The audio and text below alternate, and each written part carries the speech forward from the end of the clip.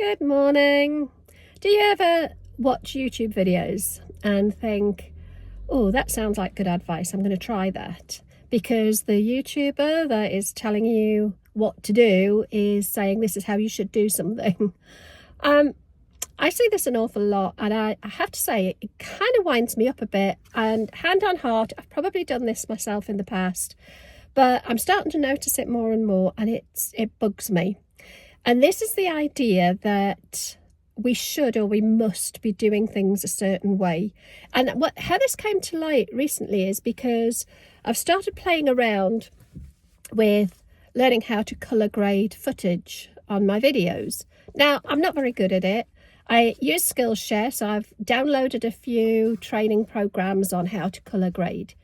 And I've been trying it for weeks and weeks, and I can't do it. It doesn't look right. It looks worse than what comes out the camera. But I keep looking at all these YouTubers saying how you should do it. And I'm trying to do what they're doing, and it's not working. And the other thing that I've kind of noticed, there's a few people that I follow that I really like. And this isn't a reflection on them or their channel. It's just that they have a tendency to give advice with a caveat, you should do this. One guy I watch, and I won't name him, I absolutely love. I love his content. I love his thought processes. I like the messages that he gives, but he has a tendency to say, you should do it this way.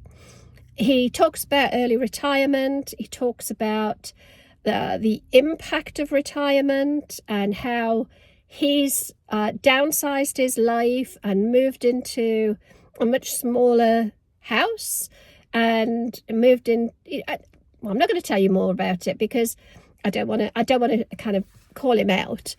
But he has a tendency to say, you should stop working. You shouldn't be working when you're retired. Life's too short to be working. And I think, that's assuming you don't like the work that you're doing, or that's assuming that you can stop working. It's assuming that the work is bad in some way. And, having just retired myself and not working, that's a personal choice. And I may go back and do some work. I may find that not working doesn't suit me and I want to do something else. But if we keep listening and kind of thinking that what other people are saying is gospel, it's just confusing. Just like the colour correction or colour grading my footage. I actually turned my video, I actually turned YouTube on yesterday, and I'm a huge believer that some things happen for a reason. And I came across a YouTube video in my suggested for you feed by a guy who's not massive. He's only got about 3,500 subscribers, but he was talking about the DJI and how actually, even though he is a videographer and he's a professional, I don't do colour grading with it because I don't think the D-Log-M, which is like the raw footage that you get before it's had any kind of filters or anything put on out the box. He said, I don't think it's a true log format. Don't worry if you're not understanding this. But basically what he was saying is it doesn't respond to colour grading the way he expected it to. And I thought, my God, I needed to hear this. And what he was saying is, do what you like. If you want to just keep the footage as it is out of the box, out of the camera, go for it. Do what you want. There's no right or wrong way. But what he'd found was that actually he'd been, even as a professional, he'd been watching lots of YouTubers talking about colour grading and colour correcting DJI footage in its D-Log-M format, and he was struggling. And I thought, blimey, I'm not a professional. I don't really know what I'm doing, and it's not working. And again, I'm feeling like there's something wrong with me for not being able to do it. And it was just this validation of having this guy show up on my YouTube feed and say, do you know what, it's all right, it's okay not to feel you have to colour grade your footage.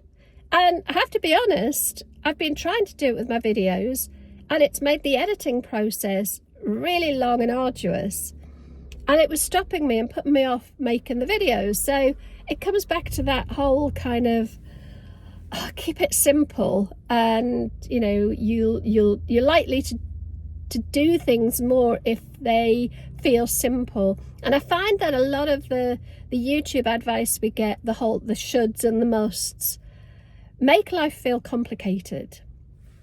What I do think though is that it's really, really useful to hear other people's perspectives and their ideas and their ways of working, because it gives you the option to try different things and play around and experiment with different ways of doing things.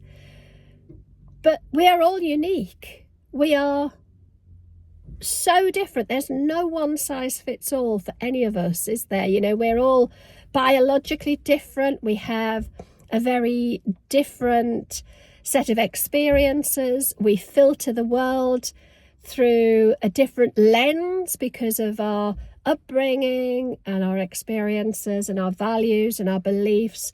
So we are all all unique. We are all so different. So it makes sense that what works for one person isn't necessarily going to work for another. And I think it was Albert Einstein who said something along the lines of, if you judge a fish by its ability to climb a tree, that fish is always going to think it's stupid, because you're trying to fit a round peg in a square hole, and it really doesn't work. So what's the point of this video? I guess the point is to say, just be wary, I think, of all of the shoulds and the musts being bandied around out there. You know, I've decided not to wear makeup anymore. I've decided to completely minimalize my beauty routine. I am going to do a video on this because I talked about it in an earlier video, and people have been asking me about the products that I now buy and the ones I use. I will do a video on that. I might do that this week. But I've decided that works for me. I don't want the hassle of spending loads of money on beauty products that just clutter up my dressing table. I don't want the hassle of feeling like I have to make myself up before I go out every time. But I 100% don't think that everybody should do that. But if I share my experience, you might want to give it a try and see if it works for you. So that type of content I really like. I also read or heard somebody talking about sort of teaching stuff on YouTube, and they said it's much better to talk about I did rather than you should. So this is what I'm doing. This is what's working for me. Maybe you might want to give it a go. It might work for you, as opposed to you should be doing this, which I think automatically puts our backs up a little bit. Don't you think? If somebody starts telling you what you should be doing, it's kind of, well, for me anyway, it's a bit of a red rag to a bull. But I think when you've got influencers who you like and respect, if they're telling you what you should do, you tend to feel you ought to be following their advice. Or if you've got influencers who are just very, very good at sounding incredibly credible, and you kind of, I don't know, I think there are, I may be wrong, but I think there are people out there who are very good at sounding credible when really they've probably not done the things that they're telling you you should be doing anyway. I don't know, let me know what you think. Am I hitting a nerve here? Striking a chord? Is that a better way to put it? Do you agree with me? Do you think I'm wrong? I don't know. I definitely want to try though and make sure that any content that I put out from now on is more about I am as opposed to you should. So I am getting rid of a lot of my beauty products. I am taking early retirement and choosing not to work. I am spending a lot of time in my camper van because that's what makes me happy. I am, there's lots of the I ams, as opposed to you should take early retirement, you should stop working, you should stop wearing makeup, you should stop buying beauty products. I don't know. Let me know what you think, and I'm going to leave it there. I'll talk to you soon. Happy Sunday. Take care.